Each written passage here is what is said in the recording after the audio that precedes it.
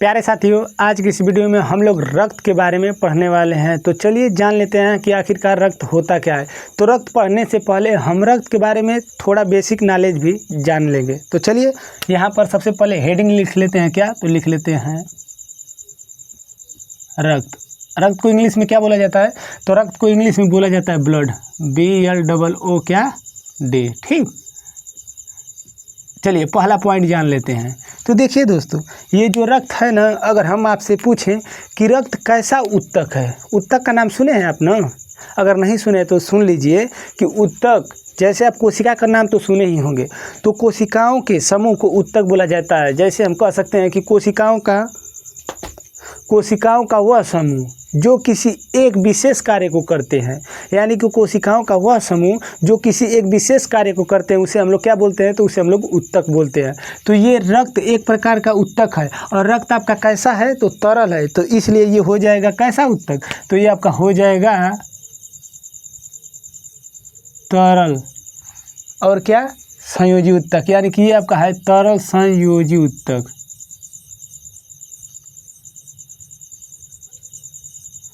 तो दोस्तों रक्त कैसा ऊतक है? तो रक्त आपका तरल संयोजी ऊतक है। अब देखिए दूसरा पॉइंट, यानी कि रक्त से दूसरा पॉइंट समझ लेते हैं कि रक्त आपका तरल संयोजी ऊतक तो है ही, और साथ ही साथ अगर हम ये कहें कि जो रक्त है कैसी प्रकृति का है। प्रकृति मतलब समझते हैं, जैसे अगर कोई पूछ देगा कि बता दीजिए कि आपके जो शरीर का रक्त है अम्ल है कि क्षार है, तो आप क्या बताएंगे?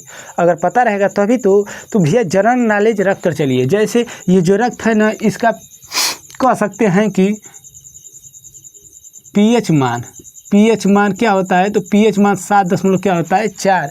अब 7.4 जैसे ही आप जान गए कि 7.4, तो आपके माइंड में आ गया क्या कि इसका प्रकृति क्या होगा? तो इसका प्रकृति होगा क्षारी। अगर हम जैसे बोल दिए होते कि 6 होगा तो क्या बोले होते?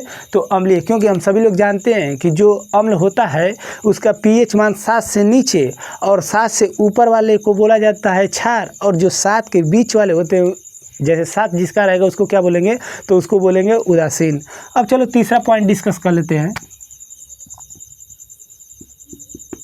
तो दोस्तों देखिए, जो रक्त है ना, ये एक अगर पूछा जाए कि एक स्वस्थ मनुष्य के शरीर में कितने रक्त होता है, तो एक स्वस्थ मनुष्य के शरीर में 5 से 6 लीटर रक्त होता है। कितना रक्त होता है? तो 5 से 6 लीटर। तो यानी कि हम कह सकते हैं कि एक स्वस्थ मनुष्य के शरीर में 5 से 6 लीटर, 5 से 6 लीटर क्या होता है? तो 5 से 6 लीटर रक्त होता है।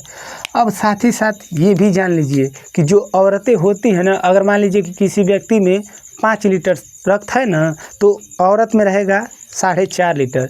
अगर हम बोल दें कि किसी व्यक्ति में 6 लीटर रक्त है, तो औरत में कितना रहेगा? 5.5। मतलब समझ में आ रहा है? जैसे एवरेजन अगर ये निकाल कर चलेंगे ना, तो हम लोग ये बोलेंगे कि जो औरतें होती हैं ना, उनमें पुरुषों की अपेक्षा आधा लीटर रक्त कम होता है। बातें समझ में आ रही है ना? हाँ, तो देखिए जो औरतें होती हैं उनमें आधा लीटर रक्त कम रहता है। किसके अपेक्षा? तो हाँ, पुरुष के अपेक्षा। अब देखिए अगला चलते हैं पॉइंट पे। तो अगला चौथा पॉइंट डिस्कस करते हैं।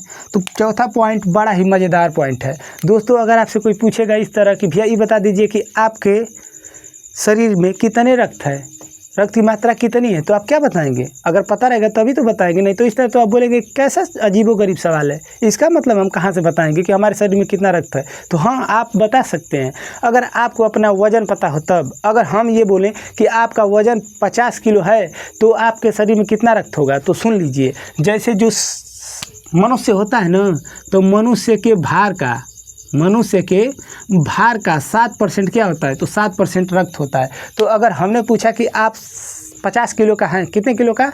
50 किलो का, तो ये बता दीजिए कि जब आप 50 किलो का हैं तो आपके शरीर में कितना केजी रक्त होगा? यानी कि हम कह सकते हैं कि 50 किलो का आप हैं तो 7% निकाल लीजिए। तो जैसे ही आप 50 का 7% निकालेंगे तो आपका कितना आ जाएगा? 7×5 = 35, यानी कि 3.5 क्या लीटर।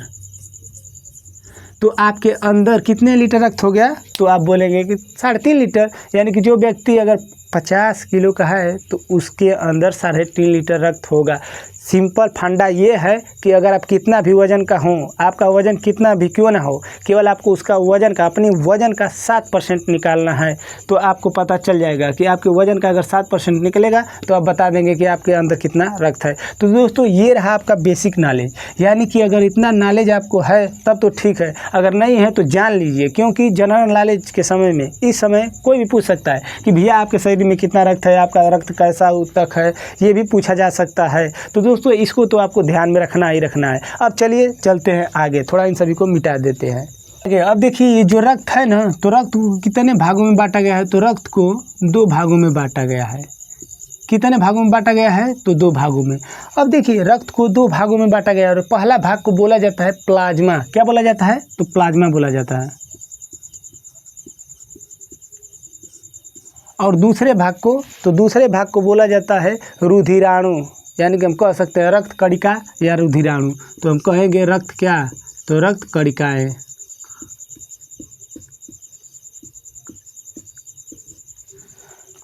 अब देखिए ये जो रक्त, मान लेते हैं कि पूरे आपके शरीर का रक्त 100% है। कितना परसेंट, 100%। तो 100% में, यानी कि इसको अगर हम पूरा मान लें कि 100% है, तो 100% में ये जो प्लाज्मा है ना, प्लाज्मा आपका अकेले कितना परसेंट होता है, तो अकेले 55% होता है। तो ये बता दीजिए कि अगर 100 में से अकेले ये 55% है तो ये कितना परसेंट होगा, बताइए कितना परसेंट होगा। हाँ 45।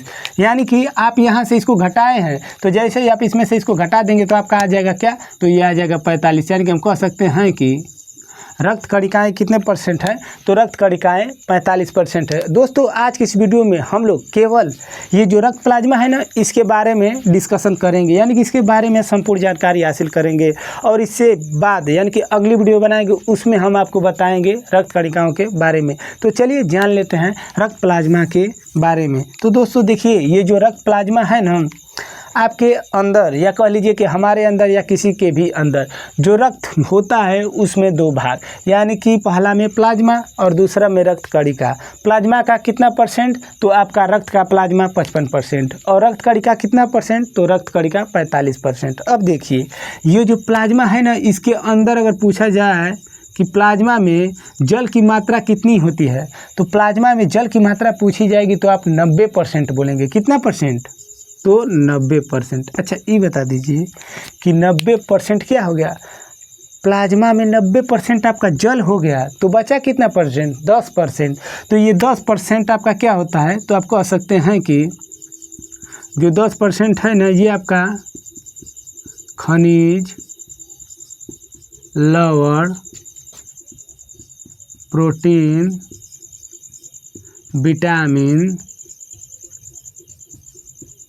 कार्बोहाइड्रेट, अमीनो अम्ल, वसा, ये सब होते हैं ये 10% में। ठीक है। अब देखिए दोस्तों आगे चलते हैं और इसमें हम आपको कुछ आगे की जानकारी बताते हैं। तो देखिए इसमें तो जल आपका हो जाएगा 90% और 10% ये खनिज, लवण, प्रोटीन, विटामिन हो जाएंगे। और इसमें एक बहुत ही इम्पोर्टेंट विटामिन आता है इस प्लाज्मा के अंतर्गत, जिसे हम बोलते हैं फाइब्रिनोजेन। क्या बोला जाता है, तो ध्यान से सुनिएगा, फाइब्रिनोजेन। अब देखिए ये जो फाइब्रिनोजेन है ना, इसको आप ध्यान दीजिएगा, ये जो आपका क्या है, तो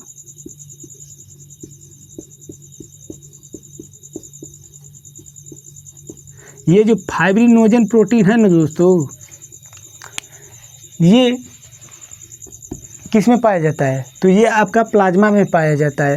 अब इसका काम क्या है, तो इसका काम ये है कि रक्त को थक्का बनाता है, रक्त को थक्का बनाने में सहायता प्रदान करता है। कौन, तो यही फाइब्रिनोजेन। और इसकी सहायता यानी कि इसका हेल्प करवाता है प्रोथ्रोम्बिन। कौन करवाता है, तो इसका हेल्प करवाता है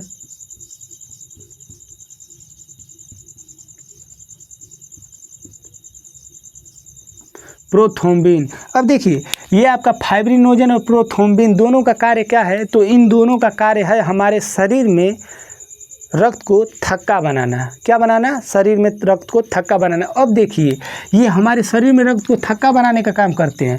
तो एक ऐसा पदार्थ पाया जाता है ना जो हमारे शरीर में रक्त को थक्का बनने से रोकता है। अगर ये बता दीजिए कि ये दोनों का काम है रक्त में को थक्का बनाना, और ये शरीर में ही रक्त को थक्का बना देंगे तो आपकी मृत्यु न हो जाएगी। तो शरीर में रक्त को थक्का बनने से रोकने का काम करता है एक पदार्थ जिसका नाम है हिपैरिन। उसको क्या बोलते हैं? तो उसको बोलते हैं हिपैरिन। हिपैरिन दोस्तों ध्यान दीजिएगा। देखिए हिपैरिन का काम क्या है? तो हिपैरिन का काम यही है कि हिपैरिन कहता है ना कि आप कुछ भी कर लीजिए लेकिन हम शरीर में रक्त को थक्का नहीं जमने देंगे।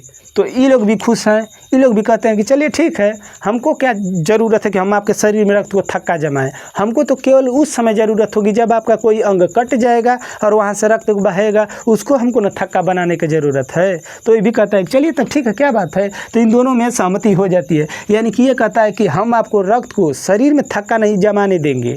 तो ये कहता है कि चलिए ठीक है, हमको मंजूर है, लेकिन इतना तो देंगे ना आज़ादी कि जैसे ही उंगली कट जाए और वहाँ पर रक्त बहेगा तो वहाँ पर तो रक्त को थक्का जमा सकते हैं कि नहीं जमा सकते हैं। तो ये कहेगा कि चलिए ठीक है, हम चाहते हैं कि आप बाहर रक्त को थक्का जमाइए लेकिन शरीर के अंदर नहीं।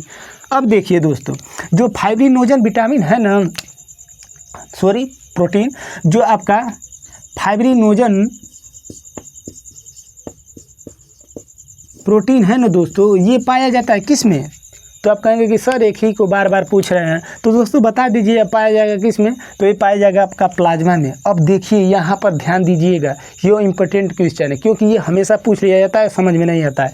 जैसे देखिए ये प्लाज्मा है ना, अगर प्लाज्मा के अंदर से ये वाला प्रोटीन यानी कि फाइब्रिनोजन को निकाल दिया जाएगा ना, तो शेष बचे हुए भाग को क्या बोला जाएगा? तो शेष बचे हुए भाग को सीरम बोला जाएगा। क्या बोला जाएगा? सीरम। ध्यान दीजिएगा, क्या बोला जाएगा? तो बोला जाएगा सीरम। अब भैया ये बता दो कि सीरम किसे कहते हैं? तो आप इस तरह बोलेंगे कि सीरम, जैसे ही प्लाज्मा में से फाइब्रिनोजन प्रोटीन को निकाल दिया जाता है तो बचे हुए शेष भाग को सीरम कहते हैं। क्या कहते हैं? तो सीरम कहते हैं। अब दोस्तों ये जो प्लाज्मा है ना, हालांकि हम नहीं बताए थे लेकिन फिर भी बता दे रहे हैं कि प्लाज्मा का अगर कोई पूछ दे कि रंग कैसा होता है तो आप लोग सीधे बोलेंगे कि हल्का पीला रंग का होता है। प्लाज्मा कैसे रंग का होता है? तो प्लाज्मा हल्का पीले रंग का होता है। अब देखिए प्लाज्मा के बायोडाटा के बारे में जान गए ना, अब थोड़ा सा इसके कार्य के बारे में जान लेते हैं।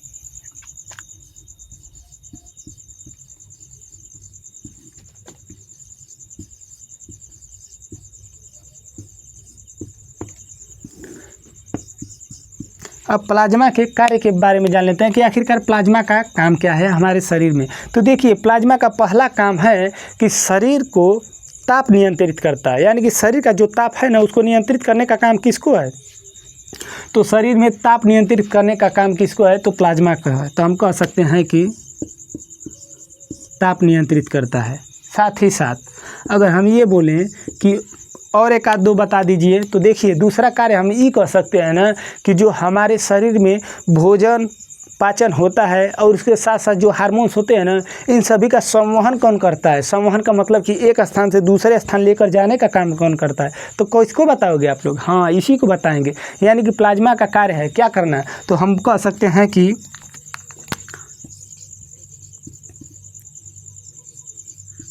पचे हुए भोजन और क्या?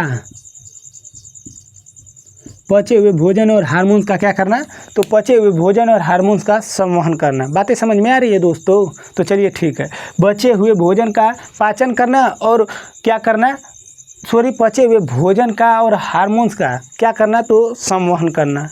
अब देखिए तीसरा कार्य हम ये बता सकते हैं कि जो प्लाज्मा का तीसरा कार्य है, वो तीसरा कार्य